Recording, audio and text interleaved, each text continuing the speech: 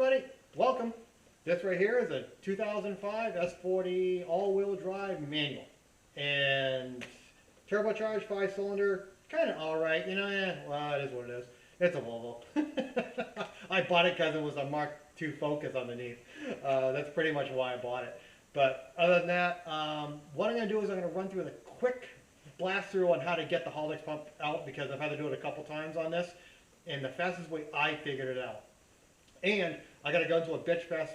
The reason why I pulled the Haldex pump is because of parts that I've gotten for this car, and we'll go through it here at the end of the video. So let's get the car up in the air so we can just do a quick tutorial on how to get the pump out, and then we'll go right to my bitch fest at the table. All right, everybody, we are now underneath the car. What it is, I'm going to show you the size of the sockets and what I need. The only thing that's going to be different is this right here. This is the exhaust clamp that I use from an AWD on this because it fit much better. And there was a mount right here that goes onto the exhaust that somebody welded something onto, but it's been lightened by the northeastern salt. Rusted out. All right, let me get my impact gun. Let me show you what I'm going to do. First, we have to have room that we can pull the drive shaft down. Pretty easy. All right. Now, what I got to do is I have a 17 millimeter socket on here. I pull these off. All the bolts have been loosened, so it's fairly easy to do. Now, that's the only time we're going to use a 17 on this. Now we have a 12 millimeter size socket. We're going to go right here. Now we have to slide the coupling off, which brings the exhaust down. We also have to, now we have to go here. Now these 12 volts, like I also loosened also.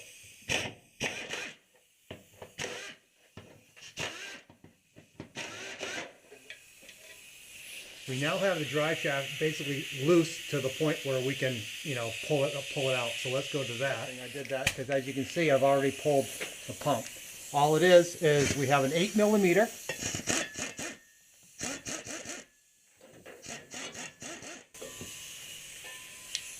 And the reason why you drop those two mounts is so you can get this thing out. That's a big thing.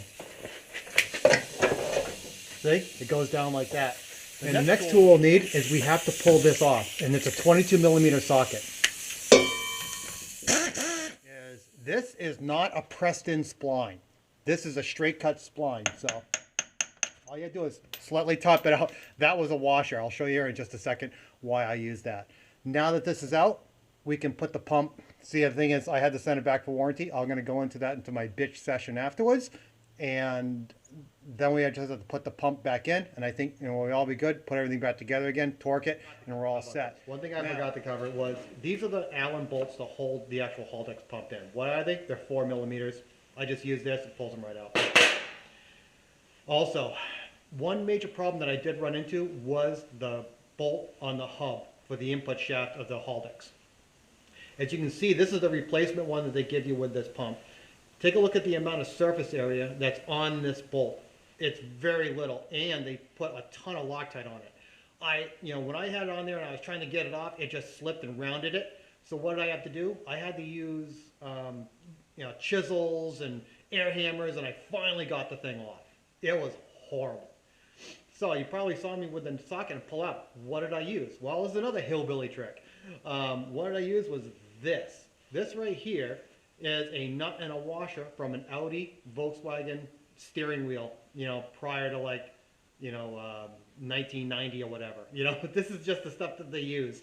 It's the same thread pitch, same everything, but it has twice the surface area of the actual nut right here. So you can get it off and it won't strip. Just a little helpful safety tip if you're going to think about doing it again. Other than that, one of the big complaints that I have with this is that I bought, well, the biggest warning I have is don't buy a dormant pump from Amazon, whatever you do. I bought a pump, a year and 12 days before that pump failed. And the pump has a limited lifetime warranty. I went and asked them. I said, is it still a limited lifetime warranty? Oh yeah, just send it to their seller. Contacted Amazon. Amazon says, well, if it's over a year, we don't want anything to do with it. So I contacted Dorman again. Dorman gave me the rep. The rep contacted Amazon. We finally went around and said, okay, just send the pump back. I said, great. I pulled the pump. That's the reason why I wasn't in there. sent it back.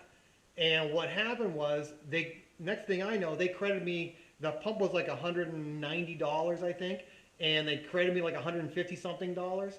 And they said, well, we only credit you 80% no matter what if it's over a year. And I said, wait a minute, I just wanted a new pump. And they says, we don't care, too bad. And they said, well, and then I went up the line, I went back and forth, it was horrible. And then, in the end, they gave me a 30 something dollar or $40 credit, to bring it up to the original price that I paid. And I said, well, all I wanted was a pump. And they said, well, you're gonna have to spend $200 for a new pump, for a new dormant pump. And I said, to go through this again? Are you kidding me? So I went to FCP Euro and bought one of their lifetime pumps. It was $260. You know what? I'm not gonna deal with it. I'm just gonna take it, and this is it.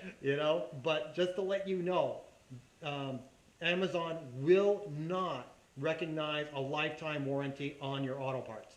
Whatever you do, do not use Amazon. That's all. And the thing is, I'm almost think Dorman is kind of complicit in it too. So I wouldn't use Dorman at all either way. I refuse. Now, I used to think they were a great company. I always wanted to spend more money for the Dorman. At this point, I don't think so. They've already cost me a ton of money. And just to let you know, and just live through my experiences. It was horrible. And the car was down for, it's been down for almost 3 weeks, 4 weeks because of me battling with them after sending the pump back. It's just, yeah, you don't want to do that. So just take from my mistakes, please. All right. Thank you very much for showing up. I really appreciate it, and have a great day.